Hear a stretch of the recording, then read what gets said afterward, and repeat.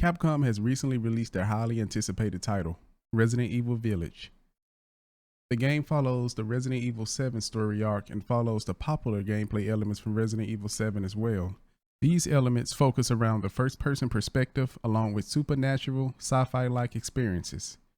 Capcom also brings elements from their older games such as Resident Evil 4. Resident Evil Village has strong Resident Evil 4 references such as a merchant and a shop for buying and upgrading weapons. Capcom is once again taking Resident Evil in another direction due to RE7's huge success. Following Capcom's previous demo releases, Capcom has a timed demo for Resident Evil Village. You have 1 hour to play the demo and there are no saves. You have access to 2 different areas, which are the Village area and the Castle area. This demo gives you a good example of what to expect, and people should have no problems wondering if they will enjoy the full game or not. By enabling ray tracing, you have access to a few additional graphical settings: GI, reflections, and light reflections. There has been a lot of talk about ray tracing in Resident Evil Village, and I will explore it in more detail later in this video. I have also included pictures for comparisons that we will see later in this video, and you can also check my article. My specs are mostly the same, nothing has really changed. The RTX 3080 is running at stock settings. I would like to add that I ran into some issues when running NVIDIA's latest driver, 466.27. I was able to finish the Village area, but I was not able to finish the Castle area due to the drivers constantly crashing. So I fell back to 466.11, which is probably a good thing because I was able to compare both the new driver and the old driver. We will see the comparison later in this analysis video. Alright, so taking a look at the new drivers in the Village area, we can see 1080p with ray tracing disabled shows 162 frames per second on average, with the minimum showing 114 FPS. When ray tracing is enabled, I drop to 111 frames per second on average and 87 frames per second for the minimum. We see a drop of 31% in average frames per second and a drop of 24% with the minimum frames per second. 1440p shows 147 FPS on average with ray tracing disabled and 108 FPS with ray tracing enabled. That is a drop of 27% when ray tracing is enabled. 4K reveals 99 frames per second on average without ray tracing. When ray tracing is enabled, we see 72% on average. That is a 27% drop in the average frames per second. Ray tracing decreases the average FPS performance by roughly 27%. The minimum FPS drops by roughly 23% across all tests. Now we will take a look at the Village gameplay when using the older GeForce drivers 466.11. 1440p shows 101 frames per second on average. When ray tracing is enabled, 1440p shows only 108 frames per second on average. That is a 27% drop in average frames per second. 4K shows an average FPS of 101, and when ray tracing is enabled, we see that average FPS drop to 77. So we lose 24% when ray tracing is enabled.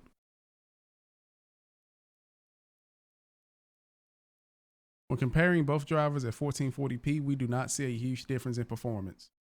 1440p shows roughly a 1% difference in performance, but that is due to the CPU bottleneck.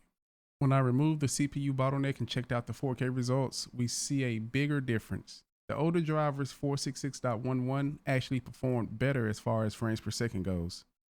Without ray tracing at 4K, there is only a 1 frames per second difference on average, but with ray tracing enabled, there is roughly an 8% difference in frames per average. The latest driver from NVIDIA shows only 72 frames per second on average, but the older driver shows 77 frames per second on average.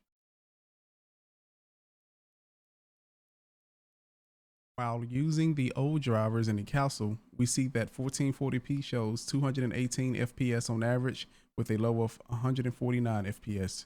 When I enabled ray tracing, we see an average of only 131 FPS and a low of 97 FPS. This is a decrease of 40% in the average frames per second, and the low FPS shows a drop of roughly 35%. Looking at the 4K results, we see an average of 125 FPS. With ray tracing enabled, we see only 83 FPS on average. That is a drop off of about 34%. Taking a quick look at the GPU VRAM shows that the RTX 3080 has enough memory for ray tracing and 4K gaming in this title. In the RE Village demo, The max amount of VRAM that I used was 9.5 gigabytes when playing at the 4K resolution. So what makes my review unique is that I am running Intel's 2008 X58. I decided to include my CPU performance since I recently completed my X58 CPU performance analysis with the RTX 3080 in modern gaming titles. 1440p performs roughly the same as expected for the average CPU usage due to the bottlenecking. You can see a decent increase in the minimum usage. Without ray tracing, we can see a CPU performance increase of about 30% with the newer drivers. With ray tracing enabled, we see an increase of about 11%. The average CPU usage performance at 4K without ray tracing increased by about 8%. When ray tracing is enabled, it shows my CPU usage average increased by 15%. When we check out the minimum CPU usage without ray tracing, we see an increase of 6% over the older driver. However, when ray tracing is enabled, the minimum CPU usage performance increased by 80%. Be sure to check out my article for more charts and more information. After completing my benchmarks and analyzing the data, we can see the pros and cons for the new and the older drivers. NVIDIA definitely released some nice optimizations for the ray tracing and CPU performance. Due to a few driver issues, I was able to compare both drivers while playing the village area. The older driver would play the game fine and give you slightly better frames per second at 4K on average. With the minimum FPS, I was able to gain approximately 8% without ray tracing enabled. When ray tracing was enabled, I gained 6%. So there's a trade-off for both drivers. You can either shoot for higher FPS with the older driver or get more stability and optimization with slightly less FPS with the newer driver. The latest driver from NVIDIA should also take care of any engine-related issues as well. These issues could be micro stuttering, frame pacing issues, and things of that nature.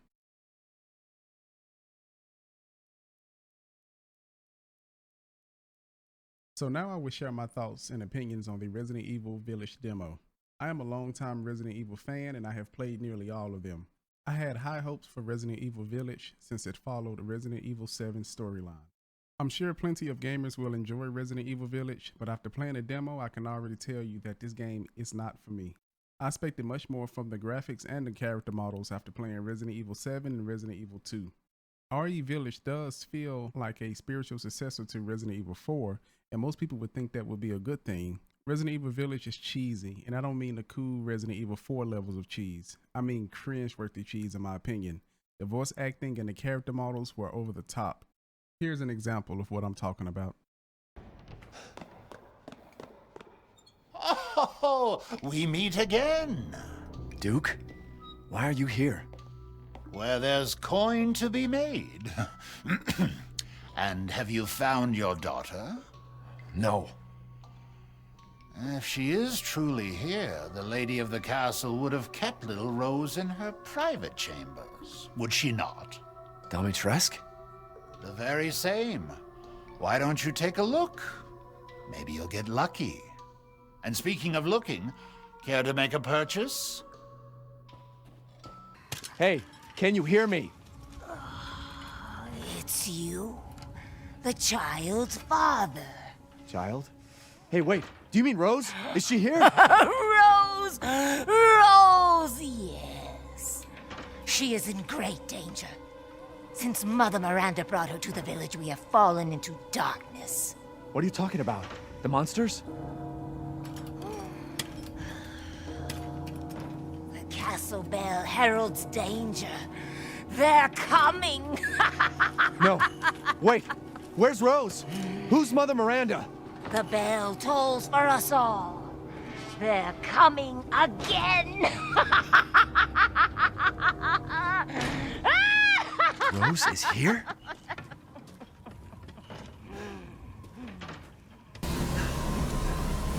I haven't cut open a man in a while. Let me string you up, slice your jugular, and just walk. Moving on. The graphics appears to have taken a hit in image quality when compared to previous RE titles, and the older Devil May Cry 5 title, which also runs on the RE engine, looks better than this game in my opinion. The initial boss battle did nothing for me and doesn't have the same type of fear or concern that was found in Resident Evil 7 or the Resident Evil 2 remake. Common enemies are over the top, and they mostly stare you down before attacking you on the normal settings. You can easily run from them in the open areas, and after entering a house or a specific area, they will simply leave you alone and go back to their NPC program spots on the level. In Resident Evil 4, Resident Evil 2, and Resident Evil 7, enemies would pound on the door or windows or even break them. They would be relentless, and in Resident Evil 4, enemies would surround the house and even bring ladders. Not in Resident Evil Village, or at least not in the demo. If you enter a house and create enough distance between yourself and the enemy, no matter how many enemies are pursuing you, they would turn around and run back to their natural waiting location on the map. This game also needs a FOV slider for PC since everything felt too large and very close in my opinion. So that brings me to the end of my Resident Evil Village analysis and my thoughts about the demo. Be sure to check out my article for more in-depth information. If you enjoy my content, please hit the thumbs up button and subscribe. Feel free to share my video and feel free to leave your comments below and let me know what you guys think.